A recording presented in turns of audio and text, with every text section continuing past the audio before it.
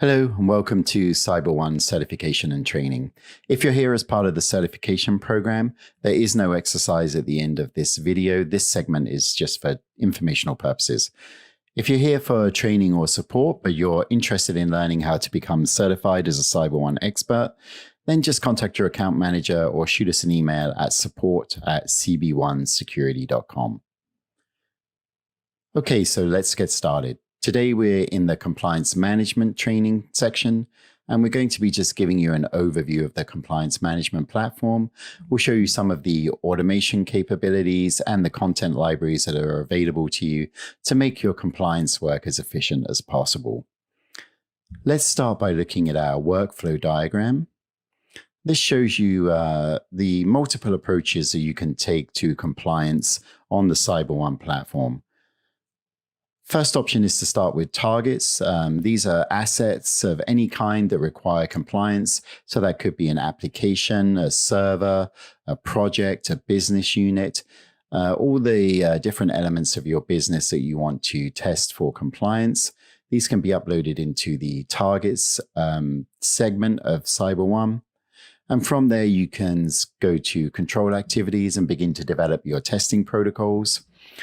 Create your evidence checklist, so the list of evidence that you're going to verify for compliance, and then establish your control owner and create document requests in our system that will go out to the control owner to upload evidence. The document request process can be fully automated. We can do this in one of two ways. If the data that you're looking for, the evidence that you're looking for, is contained in one of your systems, CyberOne can integrate with that system and do an automatic data pull. The other way you can do this is set the cadence of the document requests. So if you need to collect that evidence on a weekly, monthly, annual, ongoing as needed basis, you can establish that cadence in your document request. And then once you send out the first document request to the control owner, the system will automate that protocol from there out, and you will never have to set that request again. It will just automatically go out a few days before the required period. So once you've got your evidence sent back in, then we have the actual verification processes. You can do self-assessment on CyberOne. That's where you just do an ad hoc, where the compliance manager generally just verifies that the evidence that's been submitted is correct. And then we can do a control or audit test. Some people call this control test. Some people call it audit. In CyberOne, it's called control test. And that's a more formal verification process where the evidence is reviewed and then sent to a team leader in preparation for audit. So you can review all of the evidence that you're collecting to make sure that you have audit readiness before you bring in the auditor. Again, if those controls pass, then you're moving towards audit. But if they fail, you can create findings at any time and begin the risk mitigation process and then come back around to testing.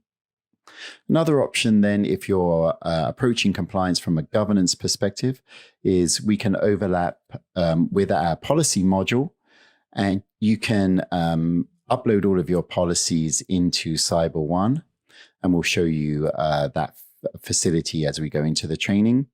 And then we can create internal controls that will connect to your obligations, your requirements through our control library, and back into your policies. And then from there, you can go into control activities and begin that process again. So the great thing about this system, of course, as well, is you can create a single internal control that may map to multiple control requirements, maybe from ISO and NIST CSF and other requirements for one internal control that also go into your policy. So that you can look at multiple requirements and test for multiple requirements at the same time. You can also attach a risk register to internal controls. That enables you to help look for policy gaps and different risks as you go into the compliance system. Okay, so that's the basic protocol from the CyberOne platform. Let's get into the platform now and take a look at what that looks like. Okay, so here we are on the CyberOne platform, and we're actually going to start in the policy management module today. and just show you the governance perspective of CyberOne. So here, as you can see, we have a policy tab where you can upload your policies, and these are what the policies look like in CyberOne. So you can write them directly into CyberOne, you can upload them into the system. And if you're working from old policy documents, many companies still keep their policy documents in a Word document or a PDF. You can archive those documents here in our system. And the great thing about this is if we just click into this document and go into the file, you can keep multiple versions here. This one only has one version, but we will keep all versions for you and you can always access them. So you can see when a policy has been updated and also make sure you've got the latest policy. Then we also have our obligations. So again, when we begin our contract with a client, what we'll do is we'll talk to them about the requirements that they need for compliance, and we'll upload those into our system. You see just a snapshot here. We have AICPA SOC 2, GDPR, CMMC, the new government requirement. And we have over 80 different regulations and requirements in our obligations library that we can access for you.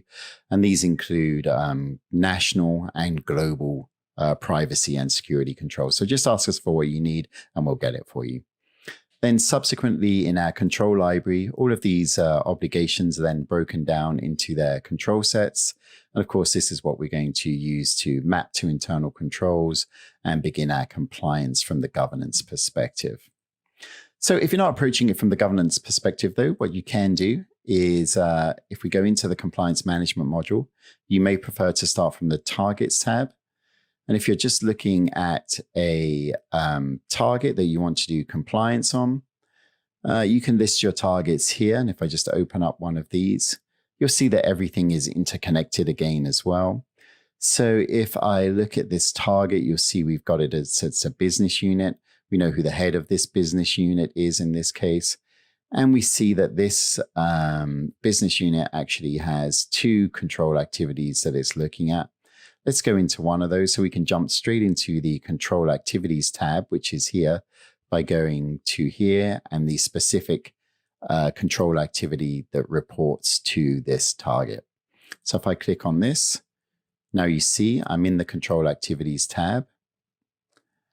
And we have the control that we're going to be testing. We're looking at the access control policy. We want to make sure the business unit is adhering to the policy. And you can see also that this is, in this case, connected back to an internal control. So if I just go to that internal control, the great thing about CyberOne then is this internal control then is mapped to our risk category for access control. So now we can complete our risk register if we're doing risk management here. And it's also in our access control policy. If I just push on that, you'll see here it's connected to our policy. And so everything is interrelated in CyberOne. And then finally, of course, going back to that obligation set, you see here all of the different obligations that we have connected to this specific internal control. So these are all the requirements that we're going to satisfy when we do compliance. Okay, so let's go back to that control activity and move forward. So once we've established our test plan, then what we want to do obviously is check for the evidence. So we have an evidence section here where we can add the evidence. That evidence comes from our checklist library. And again, what we can do is create all these records or bulk upload them as from a CSV file so that you have all of these records here ready to go. And of course, if you have an evidence checklist library that has all of your evidence archived, the great thing about that is once you've asked the control owner for this piece of evidence once, you can use that to test for multiple control activities, compliance activities, just by selecting it from the evidence library itself. So you see here our access control policy has already been submitted. So if I need to use this for other control activities, control tests, I don't need to send another email out to the evidence owner, the person who owns this policy. I can simply connect it to my control activity in the system, and then I can begin my testing process. So let's show you how that works. So here you see evidence checklist item, and there is the control activity that we were just working in. And I'm going to go back to that. And so actually, as this document has been submitted, we are actually ready for testing. But before we get to that stage, let's just show you how we send out the document requests. So if we do want to send a document request out, if this evidence hadn't been uploaded, what we can do is we can just go into edit mode in the evidence checklist record. Here we have the option to add the control owner, the person who is going to provide the evidence. As you can see, we can add the cadence, create the cadence for how often this is going to be collected. We can select manual or automated approach. In this case, manual means we are going to send an email out to the control owner to ask them to upload the evidence, whereas automated would be an automated pull from a system via integration. We then establish the evidence period. Of course, that has to be in the past. So let's just put that in the past.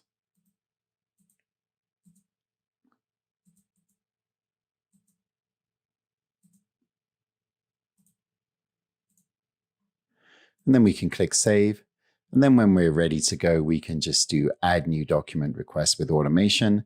And that'll send out that email to the control owner, letting them know that they upload the evidence. So you don't have to send an email yourself personally. Our system will do that. And again, once you've done this once, it will automate it. So once the control owner responds to that, if we go back to our control activity, again, you can start to monitor everything from your control activity. Here we see the document request that's being attached automatically when we send that out. And we see now that that document has been submitted. So the first thing we can do is we can actually go in and we can look at the evidence itself. In this case, it's an external link that's been provided to us. So I can just click on that link. And here it is, our policy. Once I've done that, that's effectively my eyeball or ad hoc verification. We call that a self-assessment test.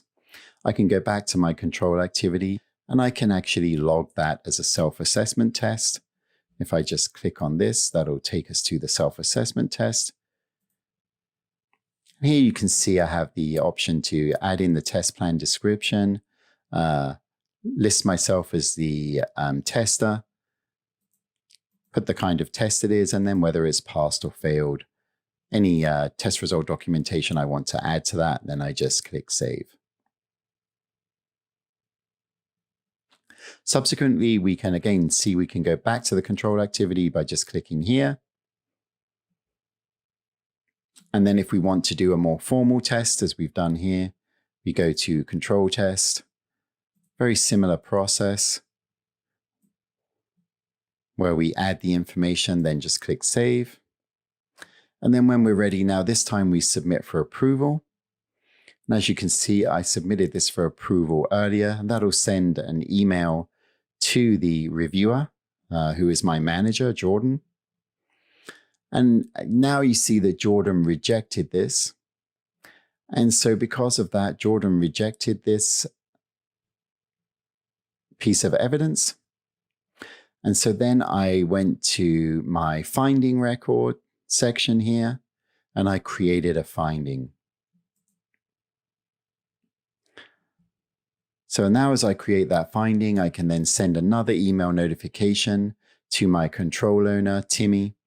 And what Timmy's going to get is a request to mitigate and go into issue management. So then the issue management can also be monitored on here. In the finding response section, you'll see if Timmy chooses to mitigate the risk or go into an exception request, and you continue the workflow there until you are ready for compliance. So that is the full workflow overview for compliance management. Again, you can approach this from that governance perspective. You can go in through the targets and then make sure everything's linked up later on. But this gives you a great way to automate a lot of that process and make sure that everything is interrelated, so you really get that assurance that when you've finished collecting all of your evidence, you can review and know that you're ready for audit before you bring in those auditors. Okay, so thank you again, and that concludes our training for today.